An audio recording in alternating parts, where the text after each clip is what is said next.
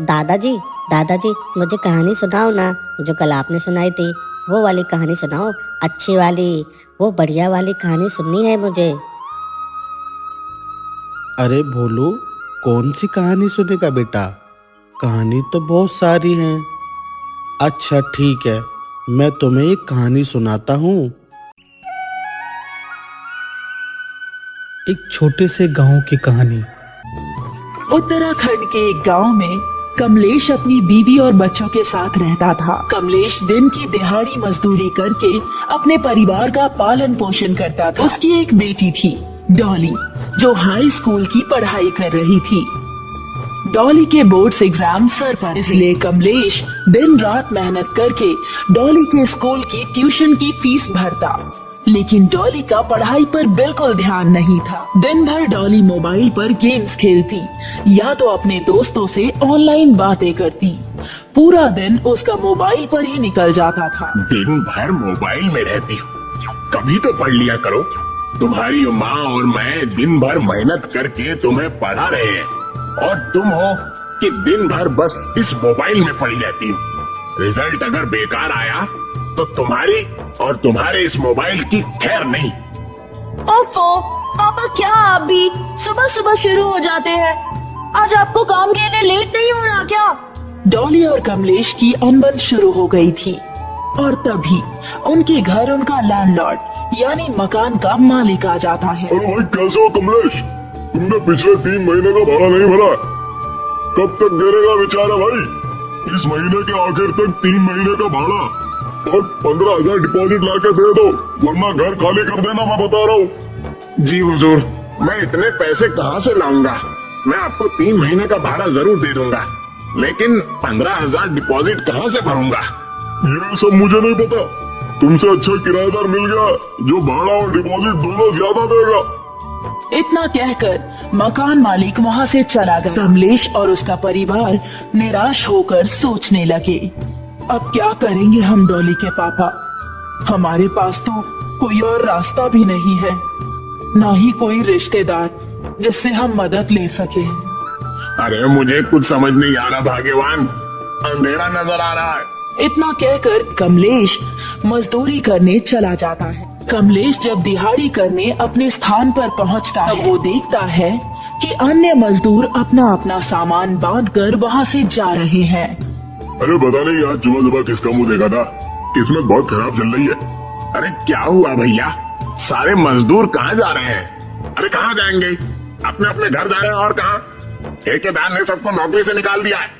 उस आदमी की बात सुनकर कमलेश भागता हुआ ठेकेदार के पास पहुंच जाता है। अरे ठेकेदार साहब, हम सारे मजदूर कहाँ जाएंगे? हमारे घर में बच्चे और परिवार है। अरे तो मैं क्या करूँ? मैंने क्या जानबूझ के काम बंद किया है? जिनकी जमीन है उनका अच्छा व्यापार न होने के कारण सबको काम से निकाल दिया गया है। ठेकेदार साहब, आपके पास कोई दूसरा काम है? कृपा करके बताइए, वरना मेरा परिवार रोड पर आ जाएगा। अरे यहाँ तो कुछ नहीं है, तुम्हें जाकर बाहर ही कुछ ढूंढना पड़ेगा। मुझे माफ करना। कमलेश ठेकेदार की बातों को सुनकर वहाँ से चला जाता है और वो रास्ते में एक मंदिर पर सोचने लगता है, हे भगवान, अपनी बच्ची और अपने परिवार को मैं कैसे संभालूंगा? मुझे आपकी मदद चाहिए, कुछ तो रास्ता दिखाइए भगवान, मार्गदर्शन कीजिए। उसी समय एक आदमी मंदिर की तरफ परेशान भागता हुआ आता है और आकर मंदिर के पीछे छिप जाता है। उस आदमी के पीछे कई लोग पड़े हुए थे। अरे कहाँ छुप गया? बाहर आ, तेरी खैर नहीं आज तो। चलो उसे दूसरी तरफ जाकर देखते हैं, देर के आगे भागते हुए मैंने देखा है। कमलेश ने उस आदमी को छुपते हुए देख उससे बात करने का फैसला किया। क्या हुआ भाई, क्या चोरी करके भागे हो जो लोग तुम्हारे पीछे आ रहे हैं? मैं कोई चोर नहीं हूँ, मेरी एक प्लास्टिक बनाने की फैक्ट्री है, सरकार ने उस पर रोक लगा दी है। इसी वजह से लोग मुझे मारने के लिए पीछे पड़े हैं। उनका कहना है कि हमने प्लास्टिक का इस्तेमाल कर वातावरण को दूषित किया है। वातावरण को तो तुमने दूषित किया ही है, जाओ, इसमें मैं भी तुम्हारी कोई मदद नहीं कर सकता। इतना कहकर कमलेश वहाँ से जाने ही लगता है। तब कैलाश ने उसे आवाज लगाकर कहा, सुनो भाई, 1 मिनट रुको। क्या तुम मुझे कुछ दिनों के लिए अपने घर पर छुपा सकते हो? जैसे ही माहौल शांत हो जाएगा मैं वापस अपने घर और दूसरा कारोबार शुरू कर दूंगा। अरे भाई, यहाँ मेरे ही परिवार के लिए घर का ठिकाना नहीं है, तुम ऊपर से अलग मेरी किस्मत में आ रखते हो। कमलेश वहाँ से चला जाता है और अपने घर जाकर पूरी बातें मधु और डॉली को बताता है। अब हम क्या करेंगे? डॉली के बोर्ड्स एग्जाम सर पर हैं। कहीं हमारे घर की तकलीफ की वजह से हमारी बच्ची फेल ना हो जाए। डॉली उस समय अपने मोबाइल पर गेम खेल रही थी और सारी बातें सुनने के बाद डॉली ने कहा, पापा क्यों ना हम प्लास्टिक का घर बनाकर वहाँ रह लें? प्लास्टिक का घर कैसे? प्लास्टिक से तो हमारा वातावरण अच्छा नहीं रहता। आज ही मेरी एक आदमी से मुलाकात हुई जिसके पीछे लोग पड़े थे।